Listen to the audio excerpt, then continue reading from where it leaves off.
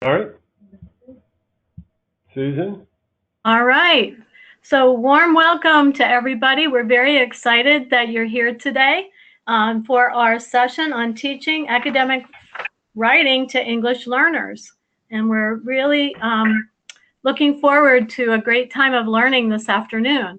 So, Steve, did you want to say a word about the platform and the chat feature for our participants today? Yes, I am Steve Coleman, and I have Megan here with me. We work at Manhattan Strategy Group, and I want to say a few things. I'll say some technical things first, and then go into give a little background on links. If you are having problems, technical problems, there is a chat feature, and in that chat feature, you can send us a message saying that you're having a problem with something, and just let us know, and then we can respond to you and hopefully help you work through that problem. So that's the main way of communicating with us about issues. There's also a feature called questions, and through that feature, you can ask us questions about content, about the actual presentations. That will be broadcast to everyone on the webinar. And you'll see that that's two up from the chat function. All right, so we're going to, as Susan said, we're going to begin. We're very excited to have you all here. Links is sponsoring this. Links, if you're not familiar with Links, it is an online platform, platform that provides resources to adult educators. So we encourage you to visit that. We will give you the link to that. And we are sponsoring this, and Susan's going to describe the teaching academic writing to adult English learners. At the end, we will have a survey, and we'd very much like you to take that survey and give us feedback on the presentation. I think that's it. Susan, are you ready? All right. Thank you so much, Steve and Megan, for being available to provide the tech support. That's greatly appreciated.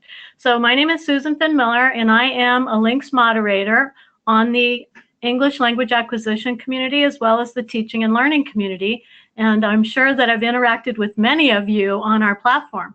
We look forward to today's webinar, as well as next week's follow-up discussion. So Monday through Wednesday, our guests will be joining us in our asynchronous community to further explore the topic of teaching academic writing to adult English learners.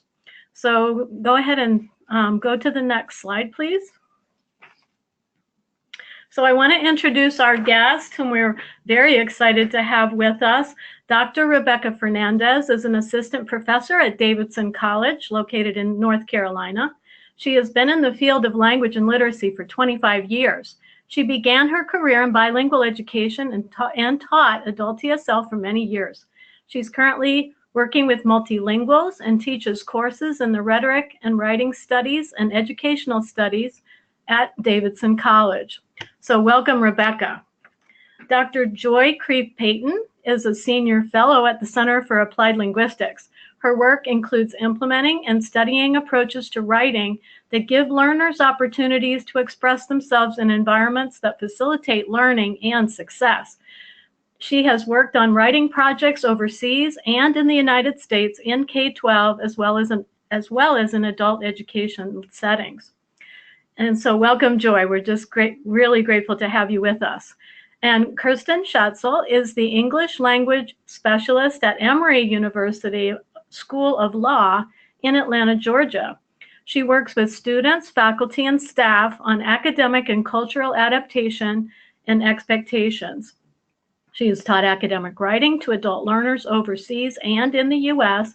and works with the Kayla Initiative at the Center for Applied Linguistics. So, Kirsten, we're really grateful and excited to have you with us. This panel of experts, I think we are especially fortunate to have you all with us today, and we're looking forward to learning from you.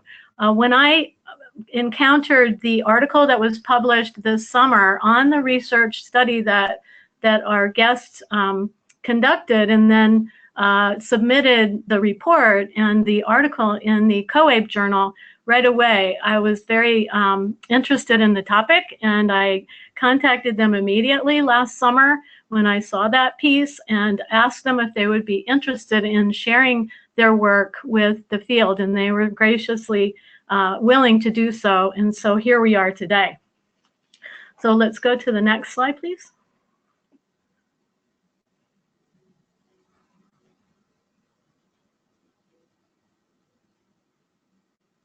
On the next slide is the agenda, I think.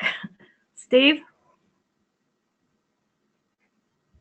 We've advanced. Sometimes it takes a minute. Okay. Can you see? All right, we're learning as we go. So here's the plan, what we plan to cover and what our guests will talk about on our webinar today, talking about why a focus on academic writing is important.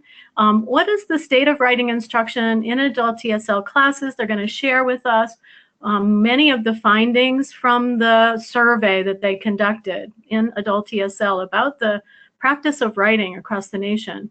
And what are some promising approaches to academic writing?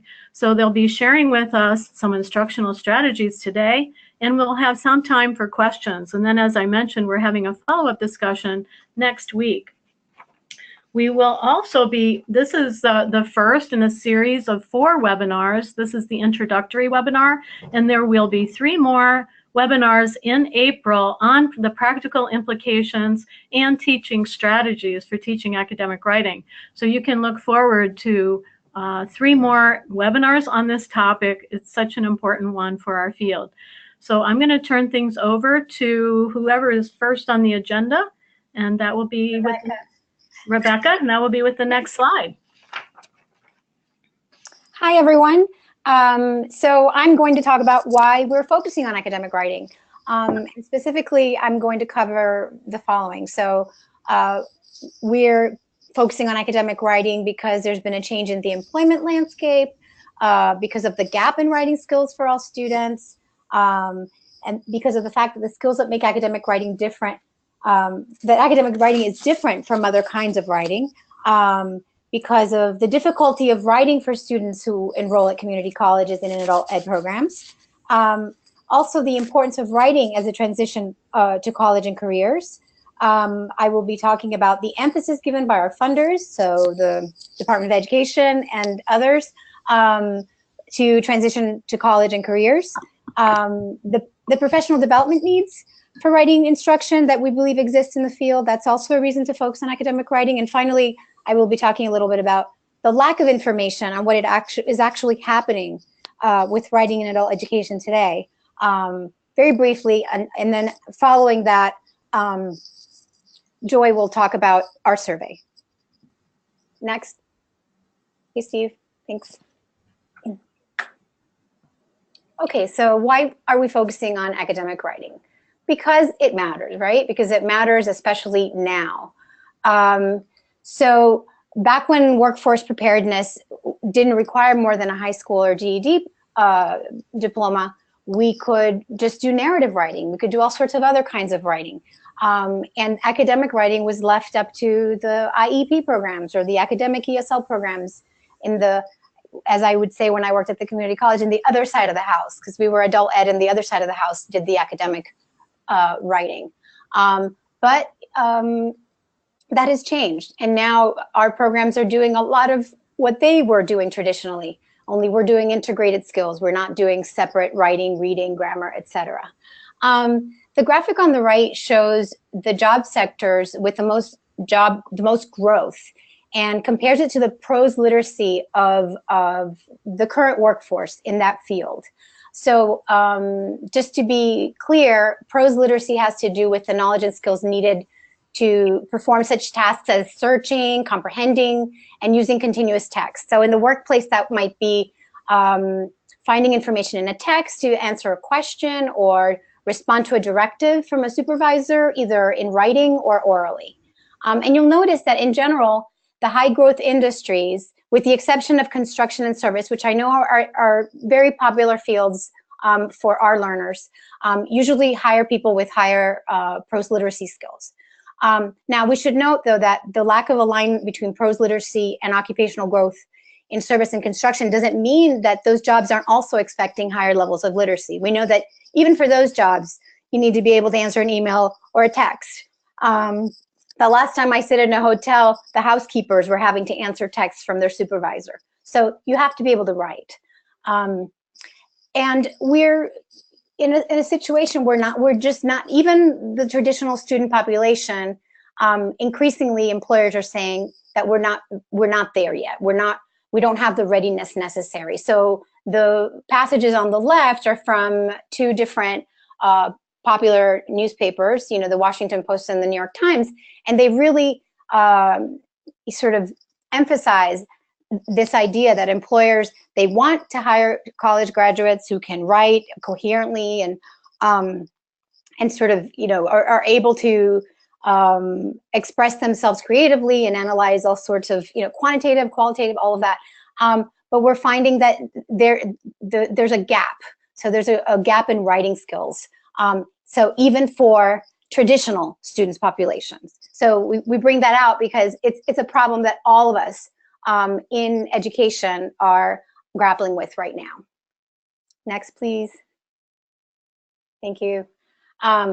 So what do we mean by academic writing? Okay, so there are lots of different ways that we could define academic writing. But in this case, we're trying to sort of provide a general definition. So academic writing consists of the rhetorical skills and the sentence level skills. So on the left, when we're talking about academic writing, we're referring to being able to articulate and support complex ideas, being able to analyze an argument. So you read something and you analyze it, or you hear an argument that someone makes and you're able to analyze it, and sustaining a focused and coherent discussion. And then at the sentence level, or at the skills level, we could say, because it's not always at the sentence level, students need to be able to credit sources appropriately. They need to be able to organize information in a coherent fashion. They need to use appropriate grammar and syntax, so in standard written English. They need to avoid errors in mechanics. I mean, even spelling and punctuation can be distracting if they're not correct.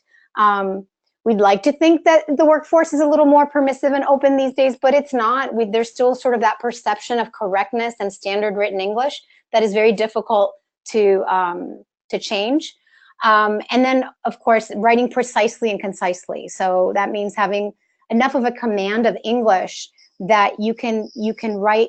You can use the appropriate words in a very specific way and not be verbose and be very not wordy, let's just say. So that's what we mean by academic writing. Next, please. So just to explain the current state of academic writing, and specifically when we're thinking about students at the community college.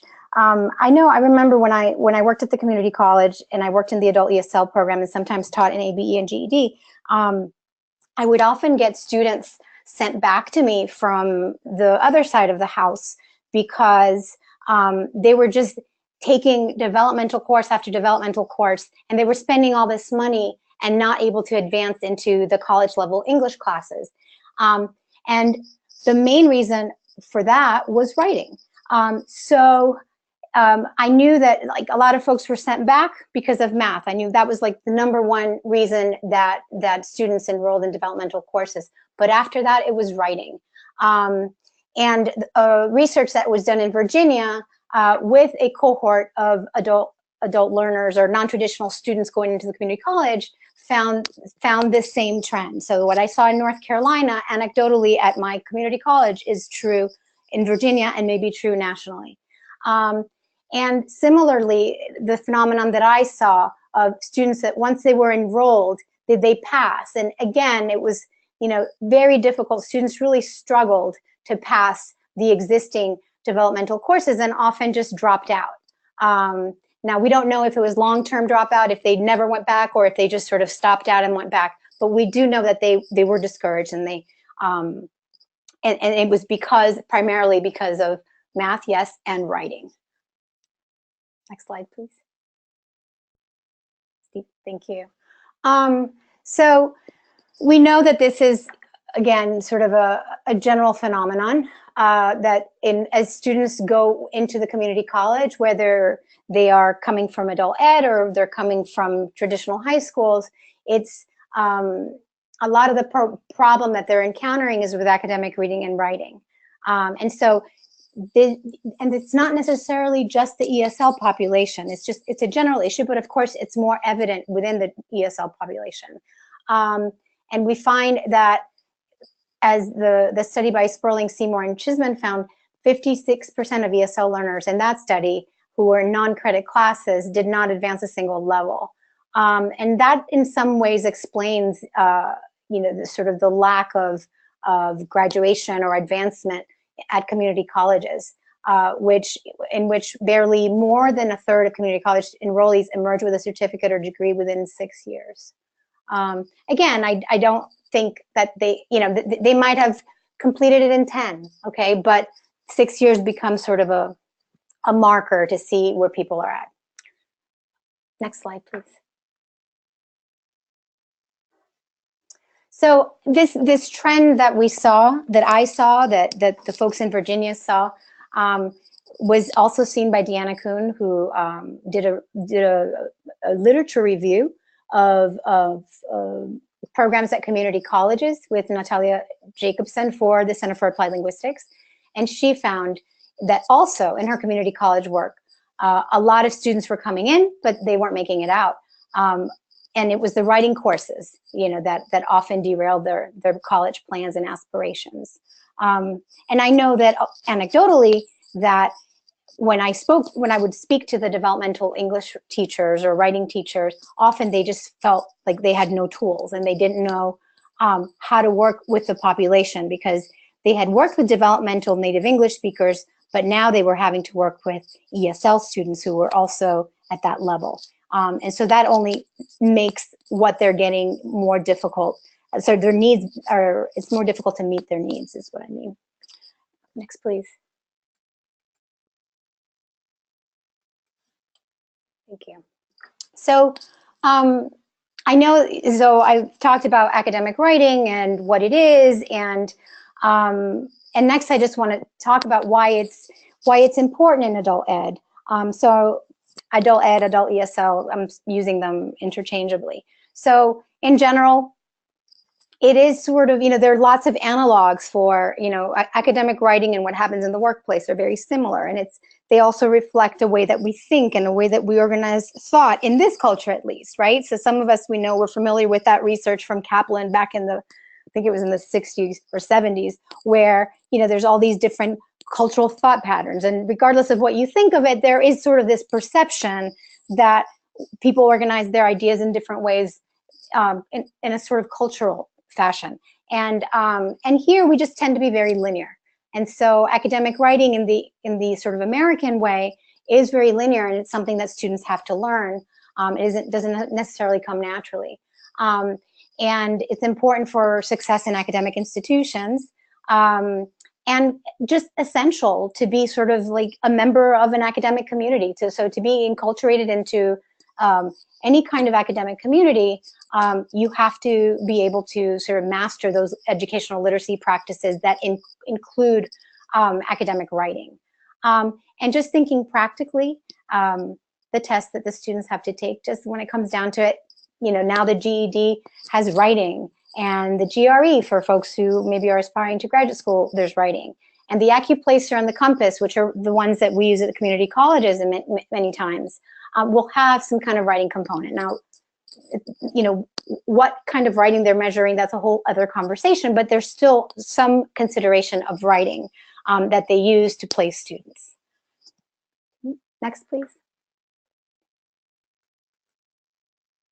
And we know that for just another practical consideration besides passing the GED or or getting a high enough score on the AccuPlacer to be able to place into college level writing or anything of that sort, that our funding now is contingent in part on, well, it's contingent on college and career readiness, or transition to college and careers, right? And that writing is a key or a critical link to that. Because if you're going to transition to college, you need to have strong enough writing skills. You can transition to college, quote unquote, into the other side of the house and take developmental writing, but that doesn't count, right? So you don't start getting college credit until you're actually taking college level writing. And so that's becoming more and more important. And also, I think, yeah, so if you want to learn more about specifically sort of the Workforce and Innovation and Opportunity Act, which specifically says that the core purpose of adult education is to prepare individuals with the skills and knowledge needed to succeed in post-secondary education in the workforce, you can go to this link. So it is very clear that that what we're doing when we're preparing students for academic writing really aligns with the mission of adult education programs today. Next, please. So knowing that, because this, you know, those of us who've been in the field for a while, I mean, I've only been in this position for about 6 years. Before that, I was in a community college adult ESL program. And back then we were talking about, it had been several years that we've been talking about college and career readiness and transition to college. And oftentimes when it came to academic writing, we were all sort of left not knowing where to go, what resources to look at. And we had to often, and we still do, you just have to kind of pick and choose research evidence that is not exact, you know, that doesn't quite fit our context, but is the best we have. So the studies of the survey of graduate and undergraduate faculty done in 2004, and the survey of adult ESL writing issues and research done in 2008, both of those are not specifically addressing our population, but it helps. So the Leakey, Cumming, and Silva piece is looking at refugees. It is one that looks at the non-traditional student population, but it's looking at refugees and newcomers in the workplace. And the writers recognize that there really isn't like a really clear understanding of what writing development looks like for adult learners. And you kind of have to see where people are going so that you know how to address their needs. And so that's probably as close as it gets. And then Deanna Kuhn and Jacobson, which I mentioned earlier, they do the review of writing community college, but their focus is primarily international students and 1.5 generation students. So they're very helpful, and I would always encourage you to look at research done in other contexts because it still can provide lots of insight. But what we found is that specifically to adult ESL, there just wasn't much. And we wanted to know not only how to teach, but before we could even figure out how to teach, we wanted to know what was going on. And so when I surveyed, you know, the databases, the only thing I came across was this pretty old, interesting little research study done by Rosemary Gillette in Michigan. And it was part of a teacher's manual, sort of a how-to for Michigan, in which she did a survey of adult education teachers and process writing at the time. And so some of the questions that she asks about modes of writing and revision and feedback and all of that, I drew some of those as we put together the survey. But that was a long time ago, and we felt, you know, it was time to have a new survey and to see what was actually going on the ground today, so that from there we could figure out next steps. So next steps, Joy, you can take over now.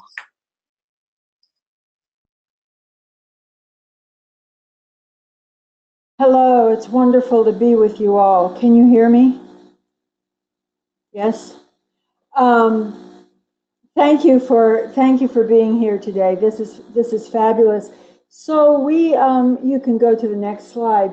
So in the incredibly interesting patterns and shifts that Rebecca just described, the three of us decided that it would be important to conduct a survey of our field focused on adult ESL educators in adult education programs to find out what they're doing, what we're doing in terms of developing adult learners' academic writing skills, what challenges they're facing, what successes they're experiencing, and what do they need now? What do all of us need now?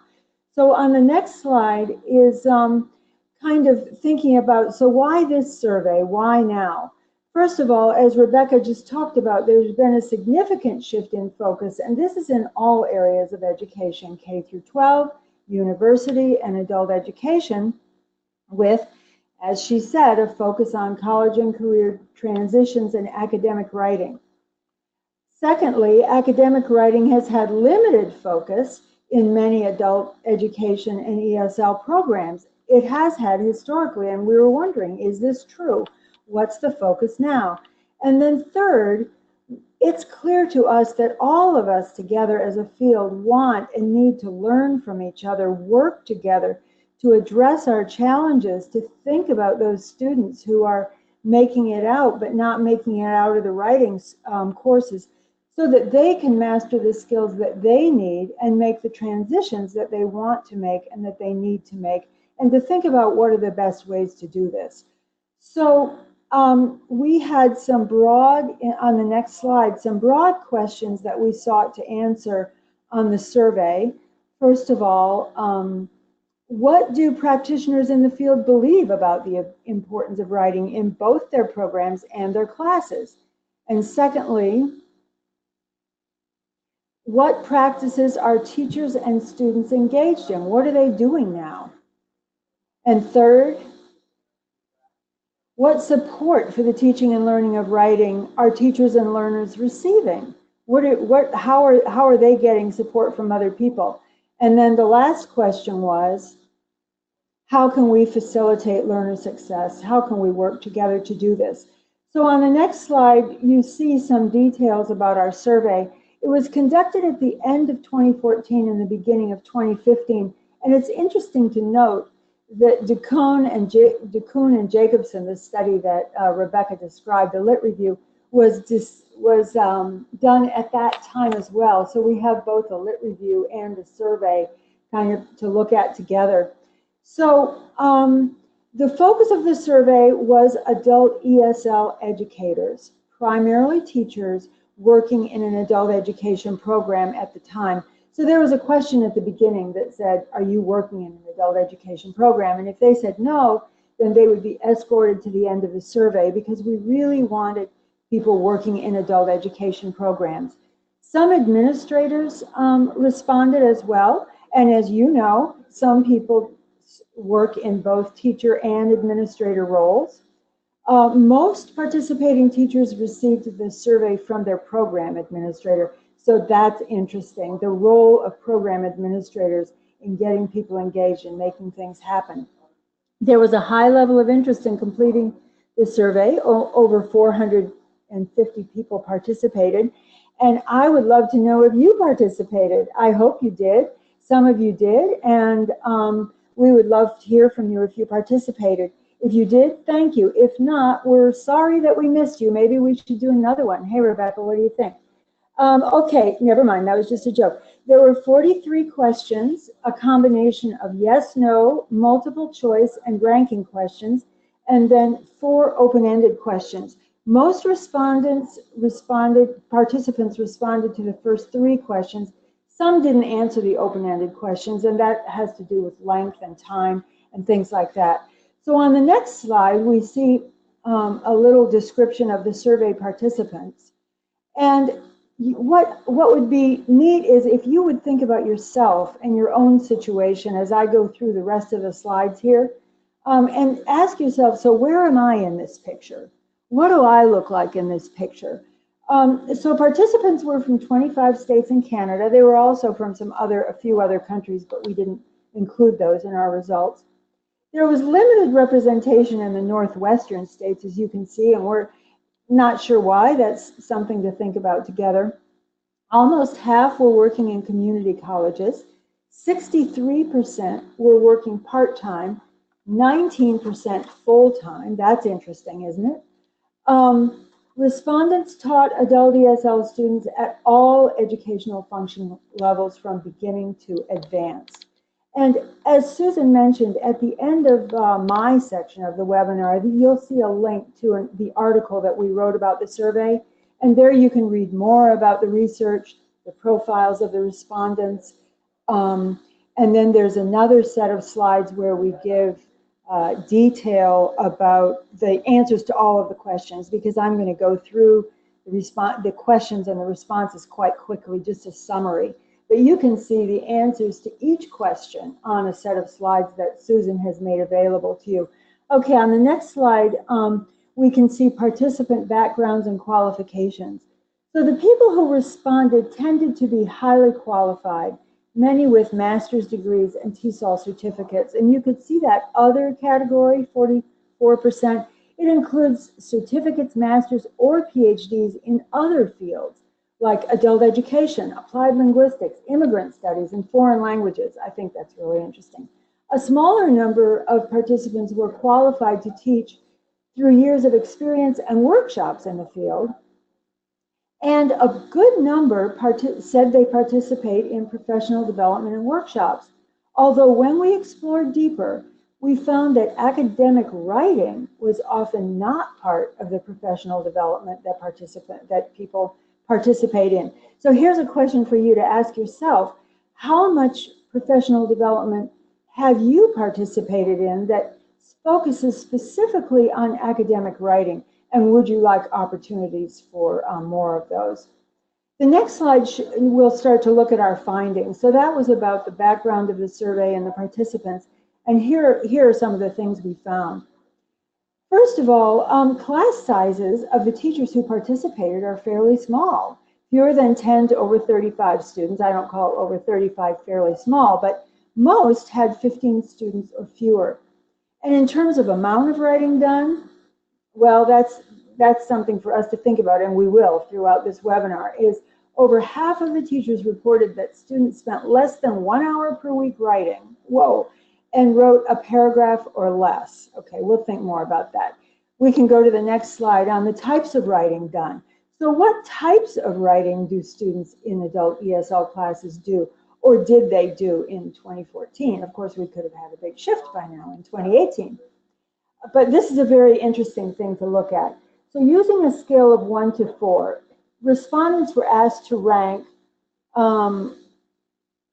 we're asked to rank how often students produce different types of writing. And this was a question that Gillette had asked in her 1977 survey. For each type of writing listed, they could rank often, sometimes, seldom, or never. On that slide, this one shows the types of writing that the students did often. And you can see asterisks there. There we go, good. On the first 3, grammar and punctuation, class notes, short answers to essay questions, those are items where over 50% of the respondents said that the students do this often. Then we can also see that students primarily wrote narratives and descriptions with a small amount of technical, argumentative, and persuasive writing. Some people mentioned that students write authentic materials like, and these were mentioned by Rebecca too, job applications, medical reports, grocery lists, driver's license applications. Others mentioned that they do classroom dictation. And of course, all of these in some way depended on the level. So classroom dictation would be more frequent in lower level classes. You can see there that students wrote primarily for the teacher, fellow classmates, or themselves rather than for other audiences, and they mostly at that time, be interesting to see if there's a shift now, were writing by hand rather than on computers. So the next slide shows the types of writing generally not done, because these were ranked most often as seldom or never. So reports or research papers, reviews of a book, a product, or a movie, and those other types of writing there. But this type of writing would include presenting an argument with evidence, taking a position and supporting it, or persuasive writing, and also the skills that Rebecca described early in her talk. So the kinds of writing that students need to be able to do, we found that at that time was not done frequently. So the next slide shows feedback and revising. So most respondents said that they gave some kind of feedback to their students' writing, focusing primarily on maybe a few target areas that they were teaching at the time, or correcting errors, correcting one error, some errors, all of the errors, but error correction. A few said that yes, they provide feedback through peer conferencing or writers' workshops. So that's a positive thing to see. I don't know about the percentage, but the fact that this is happening. And students revise sometimes or often. 60% of people said that yes, they do. So revising is so important. So that's a positive trend, as you'll see. Okay, next slide. We can now some positive things that are in place and emerging. Many teachers work with small classes, 15 students or fewer. That's helpful. The next one is, you can just do them all, Steve. Many teachers have classes with the same students a number of times, 2, 3, or 4 times a week. Some have students 5 times a week, 5 days a week. And many mentioned using some kind of process approach, brainstorming, outlining, drafting, revising. Okay, next one. More positive practices. Some have received workshops and other professional development on teaching writing, but as I said before, a small number focusing on academic writing, and only about 30% have done coursework on teaching writing, even though I think everyone has done coursework, but a small percentage on teaching writing. Some programs and administrators are putting more emphasis on writing, shifting curriculum focus and materials. That's very exciting. And there's some institutional support for writing, tutoring centers, tutors, career counseling centers. Okay, so we can go to the next one. So the good news, we're undergoing a promising shift that seems to bode well for the teaching of writing. Some programs are articulating expectations across English proficiency levels, and some consider writing in placement decisions. Those two things are critical, as you know, to have instruction with a specific focus. A new generation of teachers are understanding process writing and how to fit that into what they're doing, and are better qualified, and students seem to be motivated to write. I'll just mention that in this summary, I'm summarizing questions that I didn't talk about before, because as I said, we can't talk about all the questions. Individual classroom context and individual support. Institutional support for writing seem appropriate for the time. These are increasing, so people are saying, hey, we need to be writing, and putting supports in place, both at the classroom and the institutional level. Next one.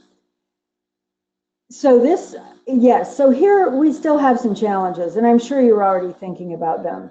So we've already said limited class time devoted to writing, students asked to do a limited amount of writing. Now, once again, it's interesting to say, where am I in this? There seems to persist a traditional emphasis on short, transactional, and personal writing. And writing seems to focus on note-taking and grammar exercises, and this is particularly true at the lower levels. Writing continues to be somewhat underemphasized by accountability systems and is low on lists of program priorities. This is something I would love to talk about with you all. How much is it underemphasized in accountability systems? Rebecca just talked about an accountability system where writing is emphasized, and how high or low is it on program priorities? Okay, next. Oh, and professional development offerings seem to be limited. Yes, focused on writing. Okay, thank you. Thank you, Steve. We can go to the next one. So more can be done. I'm sure you've already got your list of what more can be done. Academic and professional writing needs to be more focused. Types of writing taught and assigned need to be aligned with what students need to be able to do. And what many of them want and need to do is college and university courses and professional engagement. And more professional development opportunities are needed that have a focus on academic writing. So I said that I would give you the information about the survey results, and this is the article. You can go ahead, Stephen, and hit all the buttons. This is the article that Susan mentioned that we wrote in Co-Aid Journal, where you can find out a lot more about the survey and about the responses. And also, I mentioned before the set of slides that have the questions and responses. On the next slide, I want to mention that we did interviews. We decided to pick a sample, and you can, yeah, go ahead. Thank you. We decided to interview a sample of the people who had completed the survey. And so we interviewed people at all levels, about 5 people at each level. And that was very interesting because we found out a lot more about the writing they're doing, the challenges they're facing, the ways that they want to advance. That was a fabulous discussion. We would actually love to talk with each of you about that. Yeah, we can schedule that. Okay, next slide is a summary. So I'm almost finished. So this is a slide about misalignments, what's happening in adult ESL writing, and then what is needed in academic and professional development and professional writing. And so the question is that we can ask ourselves is, are we moving into the types of writing that students need to be doing?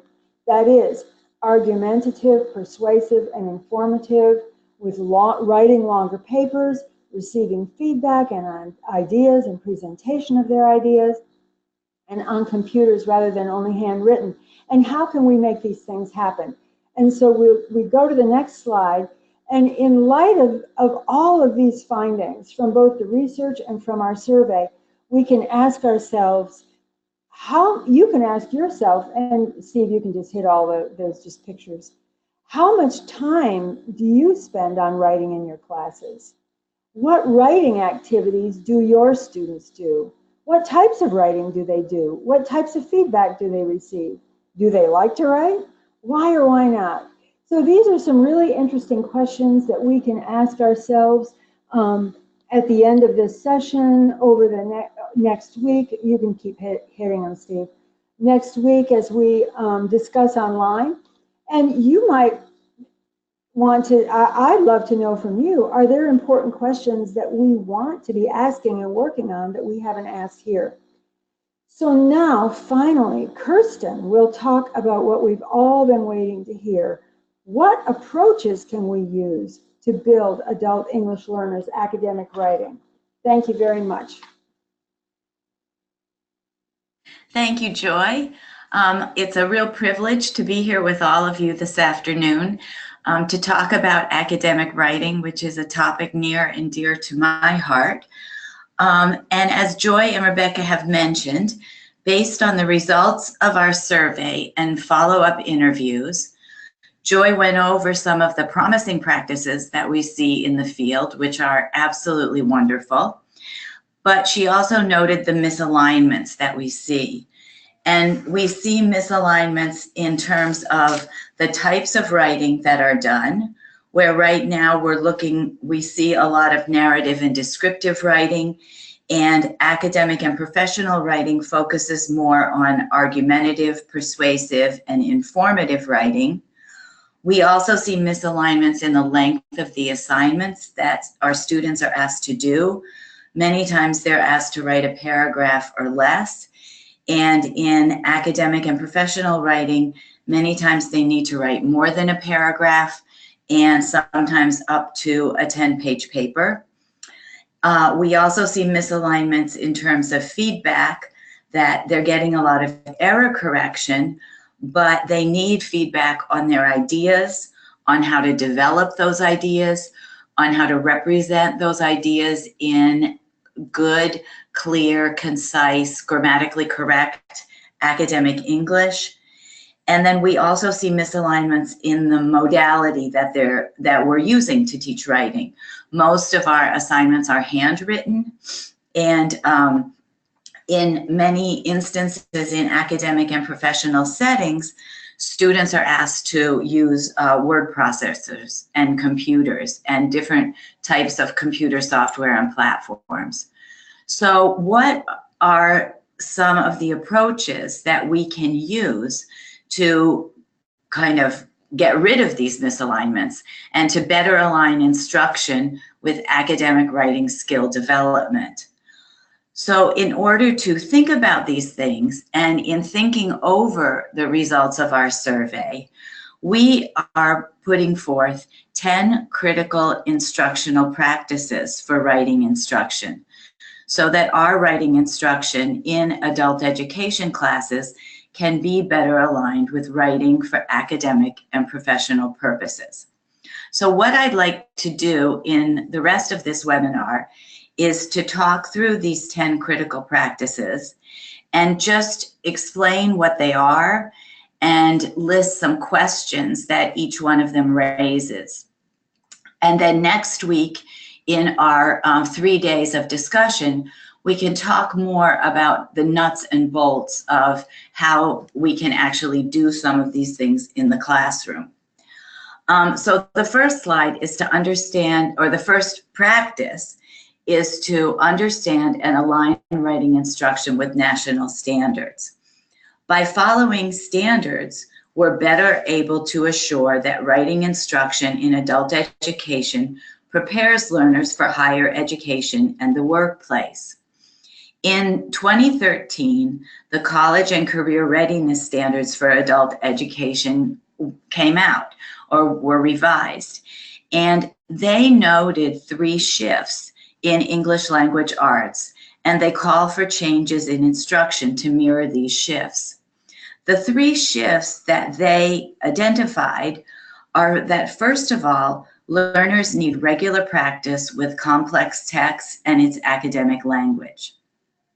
Second, reading, writing, and speaking need to be grounded in evidence from text, both literary and informational. And third, learners need to build knowledge through content-rich nonfiction.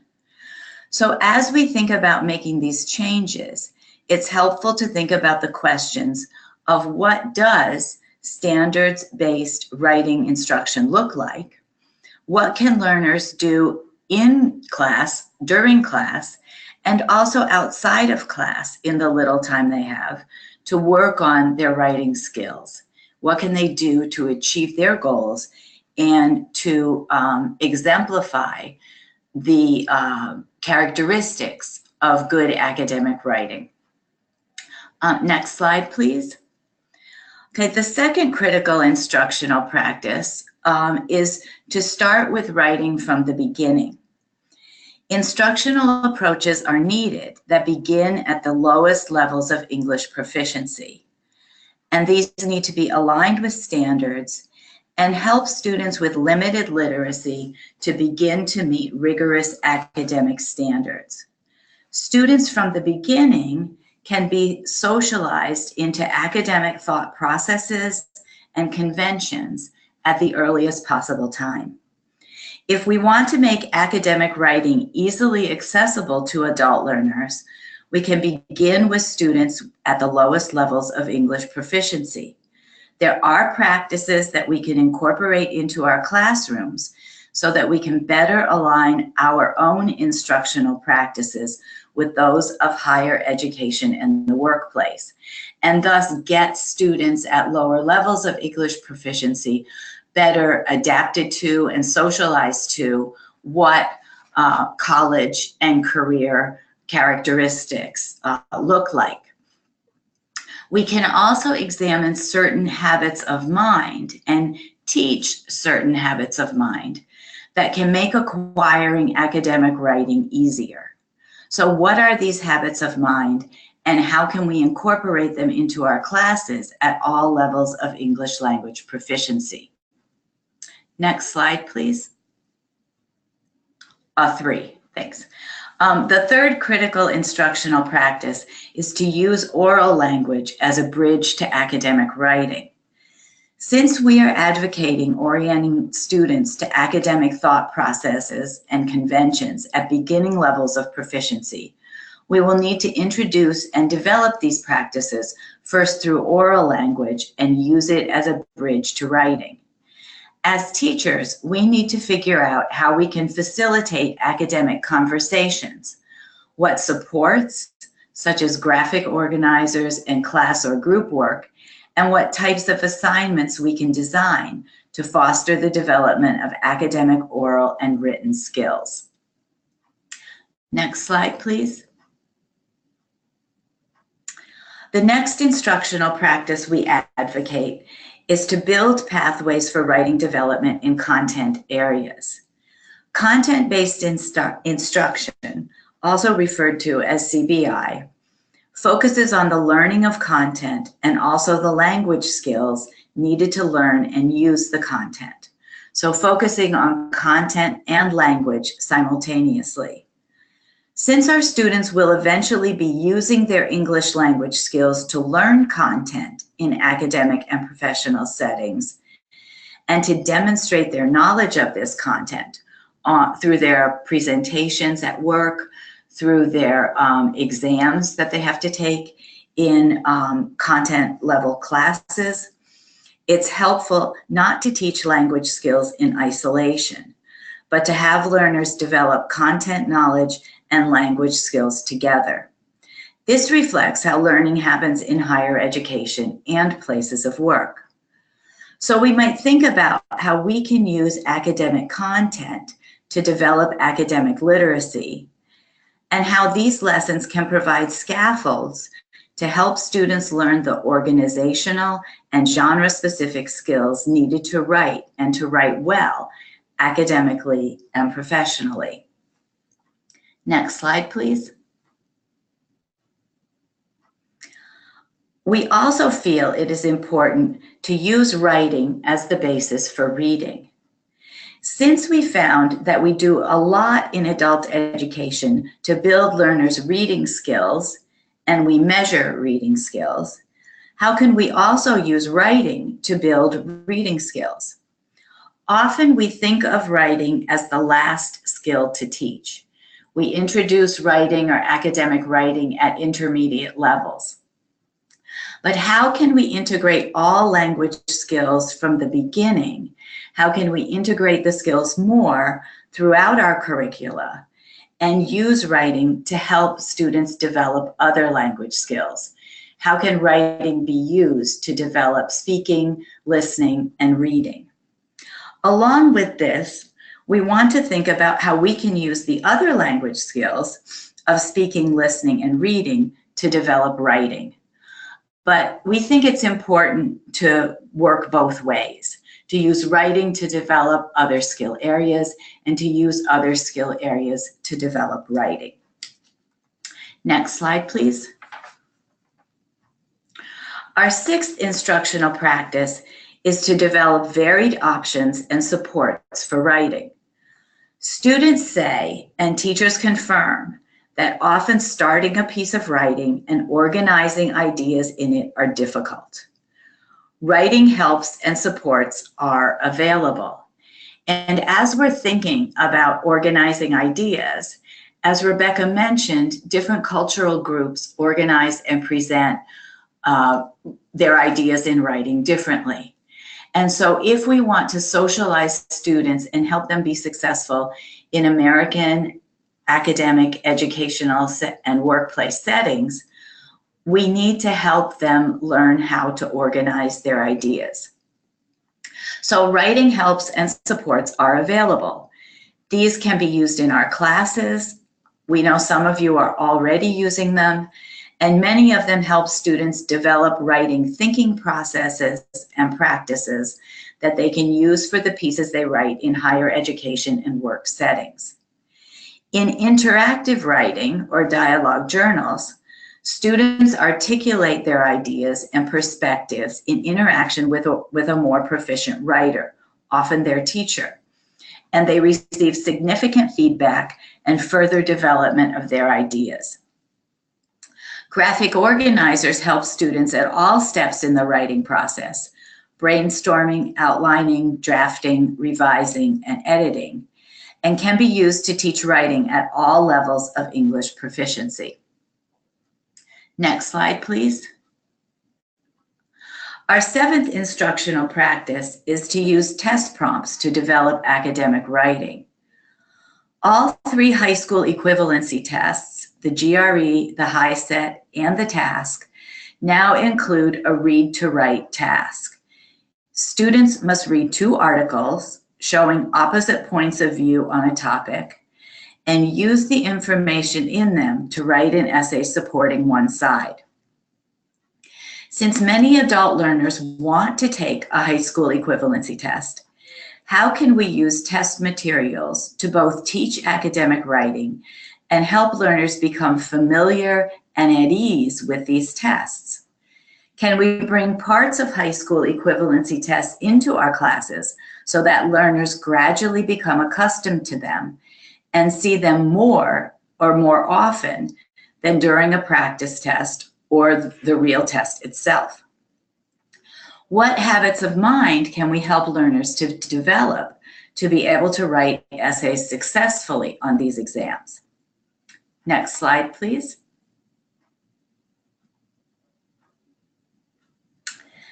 Our 8th instructional practice is to use the writing process. Since the writing process, brainstorm, outline, draft, revise, and edit, mirrors the way most professional writers write, we can use this to teach students how to write. Many teachers in adult education are doing this already, as we learned through our survey. But how can we increase the use of the writing process in adult education classes? We can work on different stages of the process. Not every topic needs to be carried through to completion. We can practice different stages and see some topics through to completion. Through incorporating the writing process, we can see the behaviors novice and competent writers engage in and move our students to higher levels of competence in writing.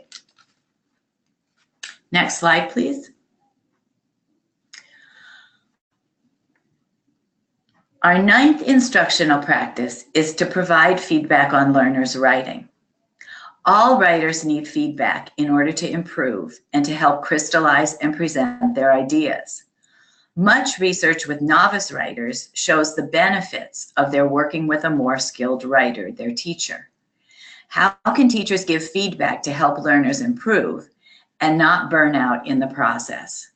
Because we realize that teaching academic writing is a heavy load. There's a lot more involved. So what are some ways that we can give feedback and help students learn and advance to higher levels of academic writing proficiency without killing ourselves in the process? What are some of the best practices for giving learners feedback on their texts? What should priorities be in giving feedback? How does feedback work with the process of writing? Should teachers give different kinds of feedback for different stages in the writing process, for example, for revising and editing? And what kinds of feedback can we give learners at different levels of English language proficiency? And finally, how can feedback be empowering and encouraging to students, inspiring them to make their texts better? Next slide, please. And finally, our 10th critical instructional practice is to use technology in writing instruction. While we acknowledge that this can be difficult in adult education because of limited budgets and access to computers, we feel we need to try harder to make this happen. Most writing in higher education and professional settings is done on computers. Work in college classes is submitted via electronic course platforms. Writing done in workplaces often is shared and commented on electronically. Our students need to be prepared for these writing practices and not encounter such a high learning curve in higher ed and the workplace when they first begin in either of those environments. So how can we as teachers also keep ourselves up to date with technology so that we can incorporate it into our lessons? How can we build lessons that help learners acquire the skills they need to write in a virtual environment? Next slide, please.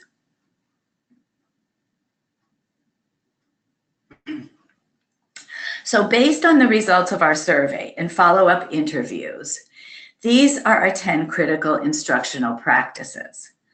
Understand and align writing instruction with national standards. Start with writing from the beginning. Use oral language as a bridge to academic writing. Build pathways for writing development in content areas. Use writing as the basis for reading. Develop varied options and supports for writing. Use test prompts to develop academic writing. Use the writing process. Provide feedback on learners' writing. And use technology in writing instruction. These will be delineated in more detail in a forthcoming edited volume, Teaching Academic Writing to Adults Learning English, from the University of Michigan Press. It's due out in spring 2019, and we are very excited about it and hope that it will be benefit many teachers and students in adult education. Next slide, please.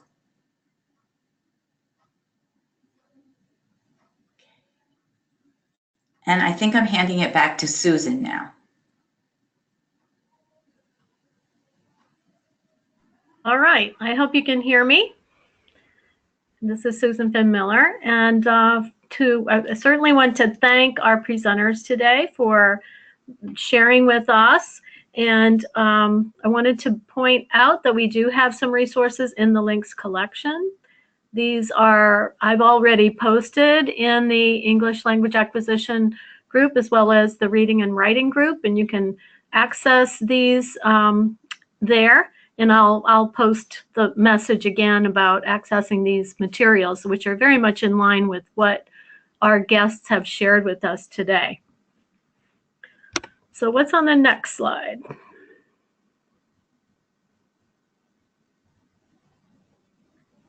All right. So we would like to invite anyone who has a question to type your question in the chat box. Is there more details on the next slide, Steve?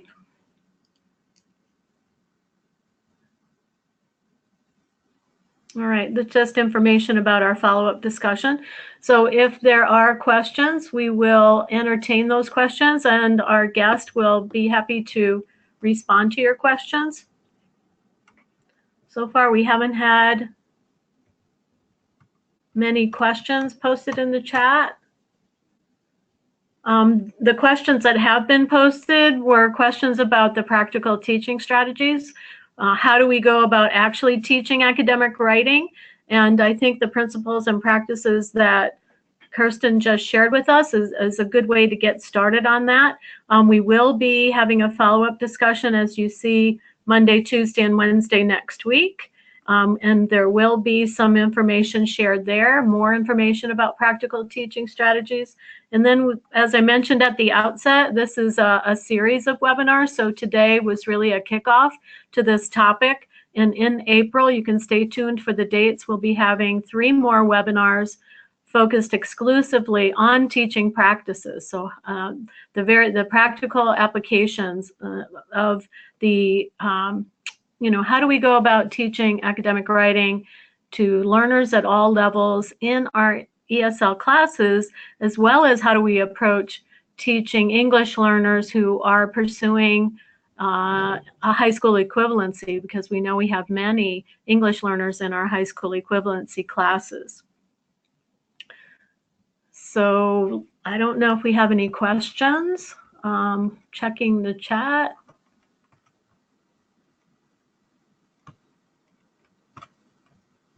Susan, there are a lot of questions that came in. Would it be easiest I read through them, or what would work?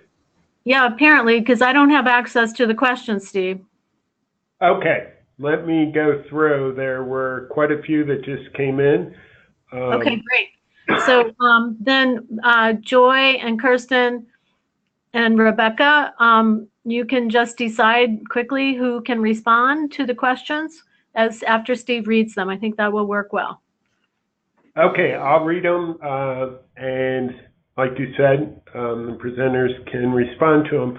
First one is, content area instructions may not themselves be as proficient in academic writing. How can we best help them to assist our students?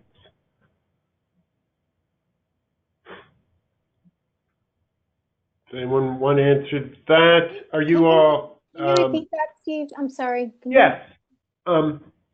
Excuse me. Content area instructors may not themselves be as proficient in academic writing. How can we best help them to assist our students? Were you able to hear that? Yeah, yes. One of the chapters in our book written by Donna Brinton talks about that very question. And I think that one thing that's happening in the field, I hope, is that there's a recognition that content area professors, teachers now need to think about the teaching of writing as well. And so there are things happening where content area professors are attending writing workshops, collaborating and partnering with people who do teach writing. Anyway, those are my thoughts right now, but I'll bet that Rebecca and Kirsten have answers. I can add a little something. Oh, go ahead, Kirsten. Okay. Kristen? The one thing I wanted to just add was that I think it's important when we're teaching English that we find out, if we can, what's happening in any content area classes that our students are taking.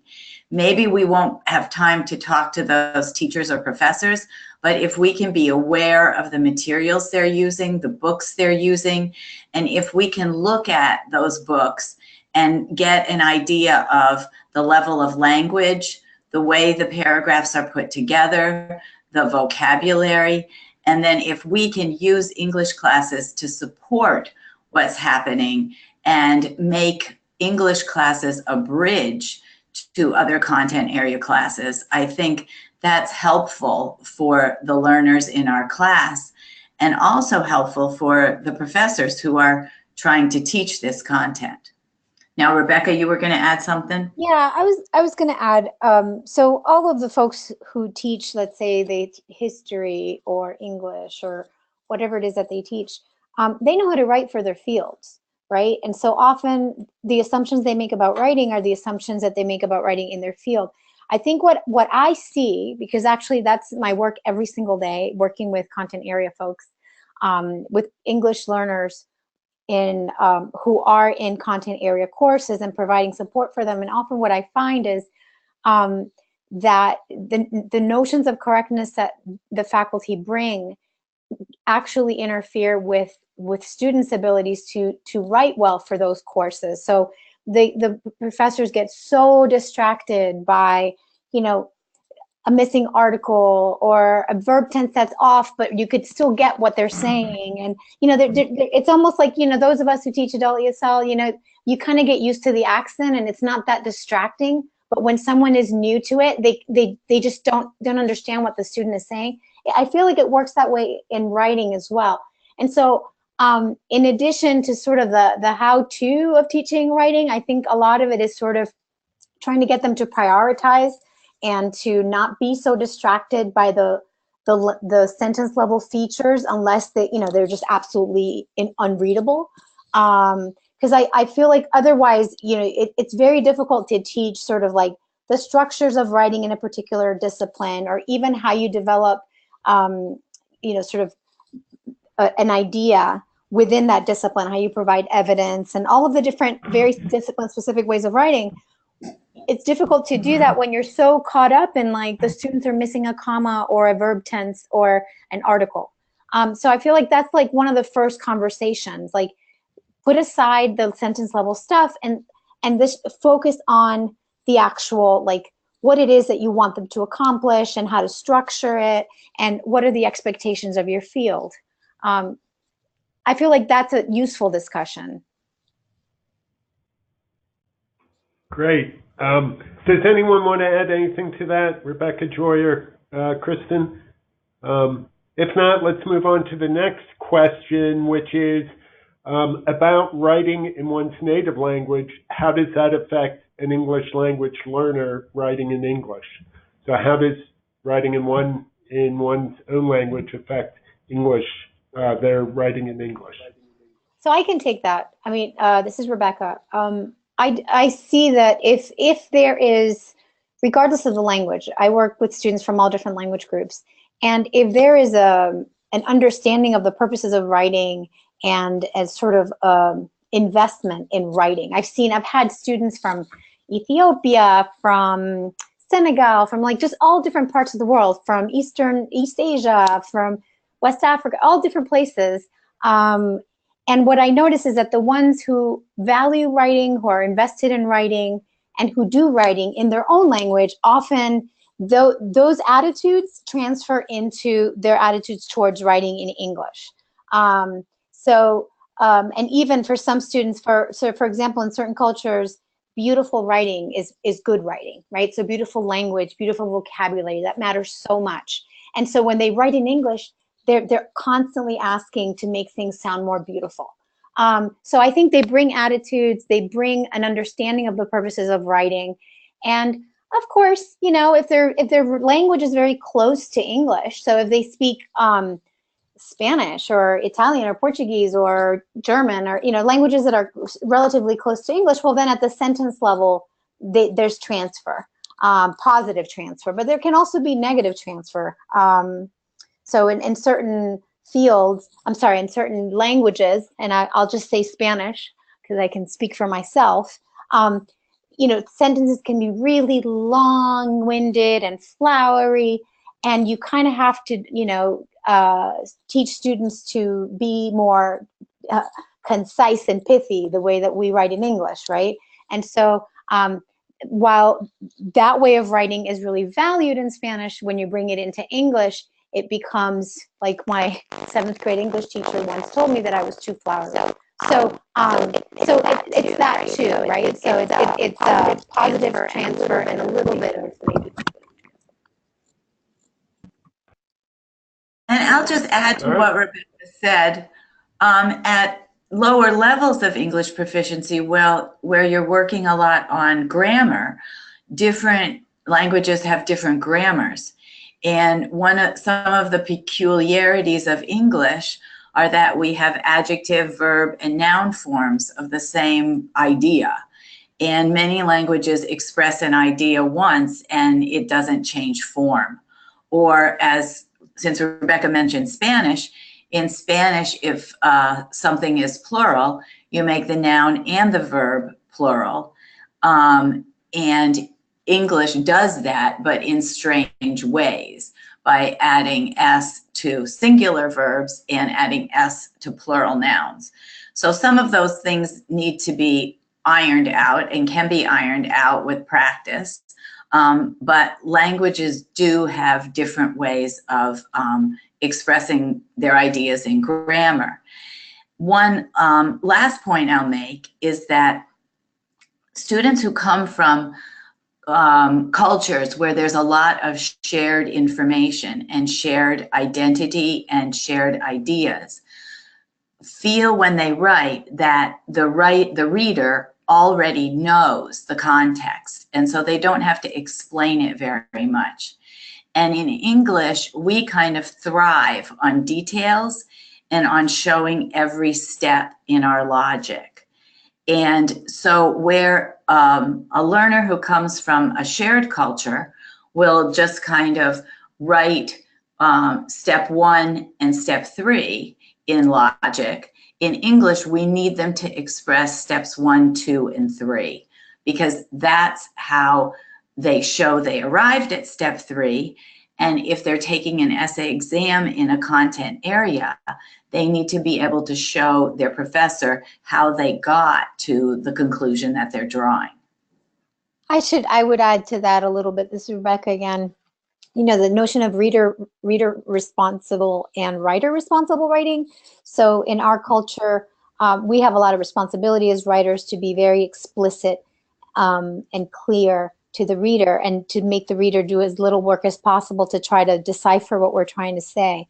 Whereas in certain cultures, it's not that way at all. It's up to the reader to interpret. It's up to the reader to figure out what it is that the writer is trying to say. And I have, in many occasions, had to work with students from those language backgrounds or cultural backgrounds to say, yeah, they would say to me, I say the typical thing, oh, you have to be more explicit.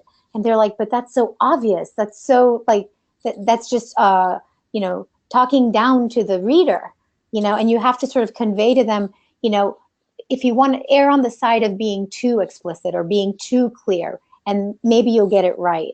But it's really difficult in the beginning to try to sort of convince them that they're not going to sound dumb, that they're not going to sound pedantic if they're really explicit. And they reveal every step in the process, as Kristen was saying. Any other responses from any of the presenters? Thank you very much. I'll just say one small thing. Yeah. Oh, sorry, this is Joy. I just wanted to say that the research on both reading and writing is now very, very clear that a person who is at a certain level of oral language or written language in one language will transfer that to the other language. So it also has a place in our identity. So if we have an identity as a writer, identity as a persuasive writer, as an academic writer, that identity gets transferred. And I could hear that coming through in everything that Rebecca and Kirsten were saying, because when a student brings in a different style, like they're used to writing in the way that they wrote in their academic programs in China or in wherever they started, wherever they came from, their identity as a writer allows them to have these conversations about the way that their writing is, because, oh yes, I'm a writer, and now I will talk with you about the way that writing's going to look. Anyway, I just wanted to mention the research on the power of writing and language in any language in learning another one. Great, thank you, Joy. We're starting to run out of time, so I'm thinking about ways of combining these. Well, the next question is the emphasis on encouraging and empowering feedback. The person liked that, but can you give one or two examples of doing that? I can start. I guess I've worked with a lot of novice and developing writers, and sometimes it's hard to find one positive thing to say, but if you look hard enough, you can always find one positive thing to say. So one thing is to begin with the positive, and then to move on and say, not everything that's wrong, but give the learner something to focus on. What's priority? Help learners to prioritize their errors and work on the ones that impede understanding the most. I often tell students that subject-verb agreement, pronoun reference, and verb tense are the three biggies in writing. You have to get those right. If you make mistakes on your articles or prepositions, your reader is not likely to be confused. But if you make mistakes in subject, verb agreement, pronoun reference, or verb tense, you will confuse your reader. And so those are some things to focus on. I've also learned over the years that the more explicit feedback I can give to students, the better. For example, instead of telling them to say more about this topic, now I write, can you explain this in one or two more sentences? Or can you define this in one sentence? Because I found that when I told them to write more, they didn't know what more meant. And sometimes I got a whole paragraph of more when I really only needed one more sentence. So I will add to that. So in giving feedback, I find that students really like it when you really value what they have to say, and even if the language stuff is distracting. So I often spend a lot of time asking them to talk to me about what they were trying to do in the paper and having a one-on-one discussion. So not just providing written feedback, but meeting with them to talk through that feedback and to try to really, genuinely understand what they wanted to say so that you could be sort of a guide in helping them say that, right? So just, giving a lot of emphasis on what they have to say, valuing what they have to say, asking them more about what they have to say, and in that process, then making suggestions about language. So I often will teach vocabulary incidentally that way, where students will tell me something and like 5 minutes later, I'm like, oh, this sounds like this particular word. Have you ever heard of that word before? And they'll say, no. Oh, well, it means exactly what you just described to me. Maybe you could use that word in your essay. So that combination of written feedback, spoken feedback, value on what students have to say, and then using that occasion to, sort of teach vocabulary, teach grammar, in a way that's really meaningful and embedded in their own ideas. I'll just echo what Rebecca. Yeah. I'll just echo what Rebecca said about talking with them about their writing, because I've seen that many times. I think I know what they're trying to say, but when they explain it to me, I realize that I didn't know what they were trying to say. And second of all, they realize that I got misled. So you can see a breakdown of communication from the reader and the writer, and then work together, as Rebecca just described, to make the communication clearer. All right, Yeah, let's and move on to the. I'll Oh, just go add ahead. one very quick thing that I always like to let the people I'm working with know that everybody needs feedback, including me. I need plenty of feedback. They're not the only ones, just so they feel more, like we're in this together. That's all. Yeah. Mhm.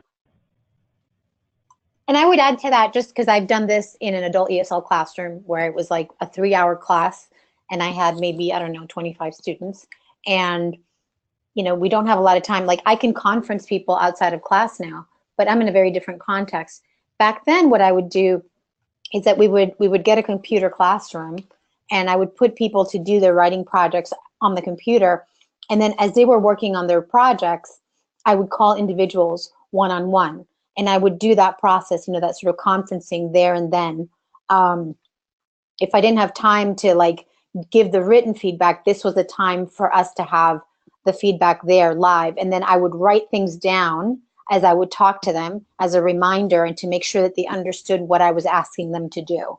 So it can be done in an adult ESL classroom. You just have to, manage it, very carefully so that you're doing it during class time and that you have something, a task, an independent writing task that other people are doing at the same time.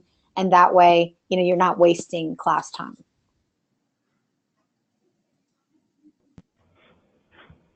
All right, the next question's a short one. Are the resources that you pointed out and links, are those ESL specific? I'll address that, Steve. This is Susan.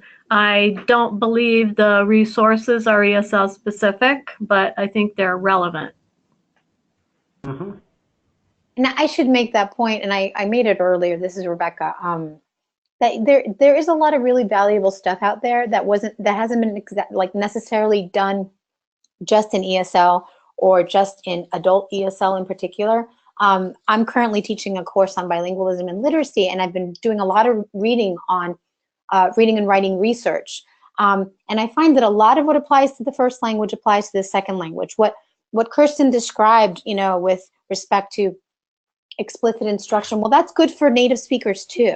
So don't discount what's been written for other populations, because when it comes to reading and writing, there's a lot that is similar for native speakers and new speakers of English. Yeah, and I'll also add that native speakers of English need to kind of be socialized into academic reading and writing as well. Native speakers start a lot earlier in kindergarten through show and tell, where they give a generalization, I like this truck, and then they give 3 reasons why they like that truck. And that's basically an expository paragraph. So native speakers get acclimated to academic and academic reading and writing almost from the moment that they start in school, which is also one of the reasons why we're advocating for acclimatizing learners into academic reading and writing from beginning levels of language proficiency.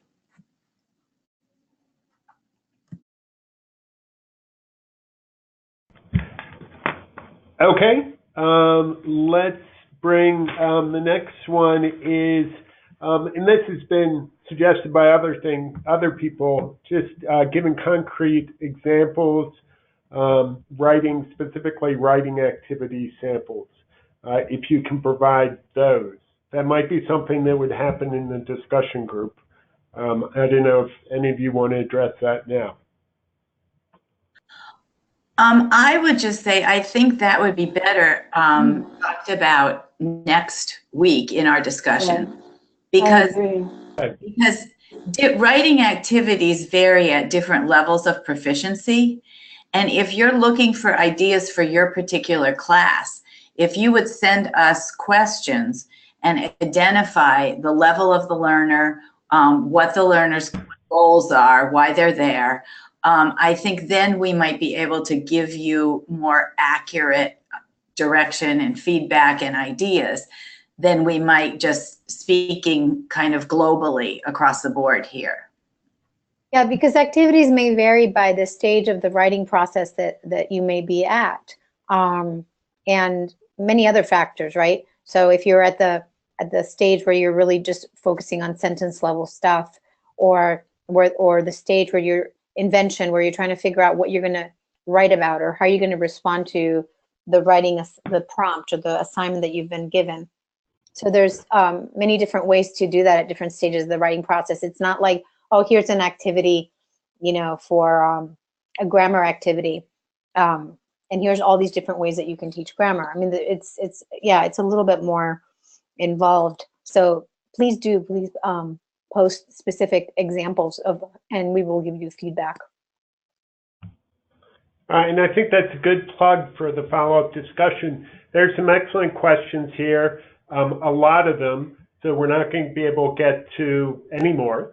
But I think these are excellent questions that you can bring up in the discussion group that's going to happen Monday, Tuesday, and Wednesday. So just to give a plug for links, if you go to links, that's links.ed.gov. Links with a C, LINCS. Then you can participate in this discussion, and I think a lot of these questions can be addressed there, and you'll have more time. Susan, did you want to say any last things before I wrap it up?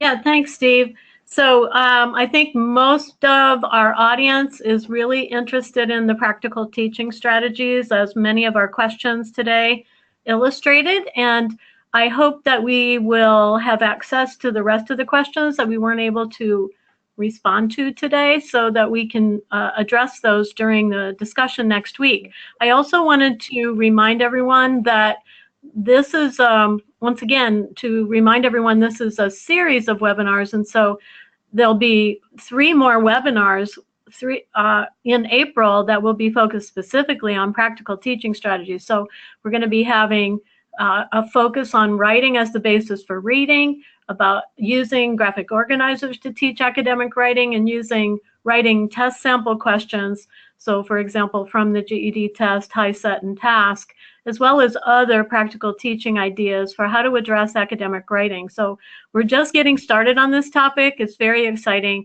I really want to thank our guests for being with us today, and for also being part of our discussion next week. So Steve, you can wrap it up. Sure. And Megan just made an excellent point. We can post these questions that you all submitted on the discussion group, and you can use that as a basis for some of the discussion. So we will do that.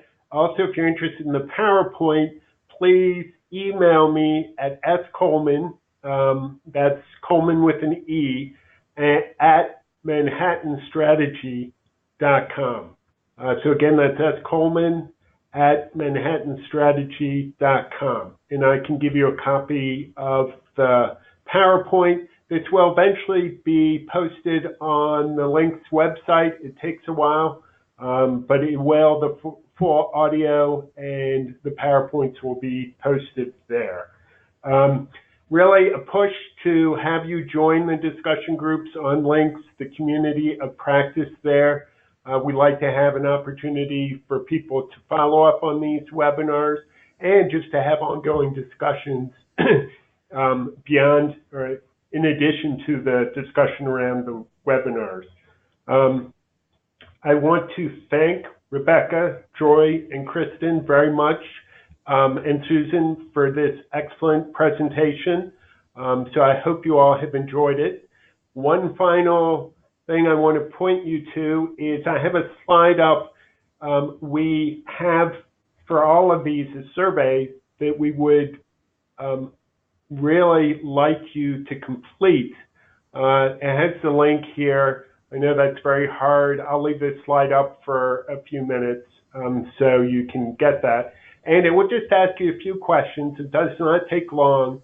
And that gives us good feedback on how the webinar went and allows us to improve on it. It also has the the link to the specific Links community of practice. So I'll leave that up there for a few minutes. And again, I want to thank you very much. Susan, did I leave out anything you wanted to add? Just want to thank everybody for being part of this today, and have a great weekend all. Great. Thank you all very much. Thank you. And if you're in the DC area, please don't get blown away by all the wind. All right. Thank you. Okay, bye. Bye. Bye-bye, everybody. Bye.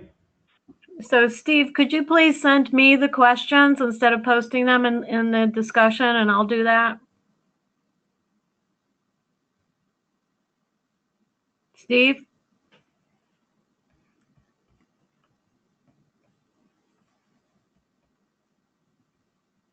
Susan, the discussion is in English language acquisition?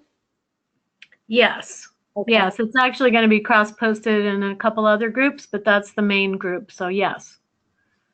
I'm trying to find the. Are you all ready? It's not, I didn't start the discussion yet. Okay. I won't do that until, but you'll see it. It will say, it'll be very clear what to click on, I think. Okay. I can send you the link too. I can happy to do that. Then it'll take you right to the, but you have to be signed on. Mhm. You know, you have to be signed on to post. Right. So yeah, registered before. You already registered, I assume, Rebecca, right? Yeah. Yeah. Yeah. Okay. Well, I'm Yeah. registered. I mean, I'm registered in the Links community. Yeah, right. Yeah. So that's the first step. And then if I send you the link, you will have to be signed on in order to post anything. So I'm wanting, I don't know if Steve's still on because he didn't respond, but I want him to send me the questions that we didn't get to because we can embed those into the discussion.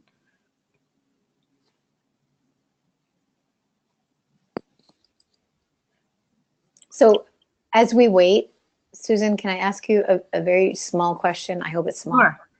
How can I upload my profile picture? Because I've tried, but I don't see, I see a place in the Links registration that says edit, view my profile. But when I go there, it doesn't give me, I can't see anything that allows me to upload a picture.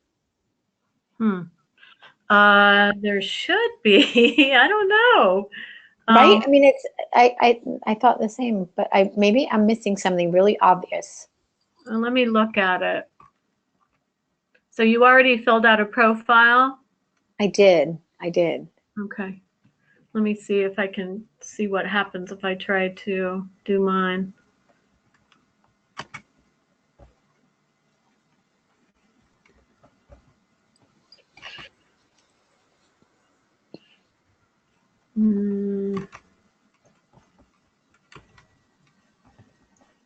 All right, I'm not sure. Let's see.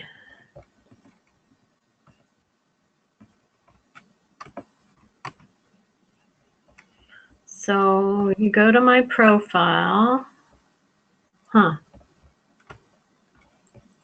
Edit personal details, right? Yeah.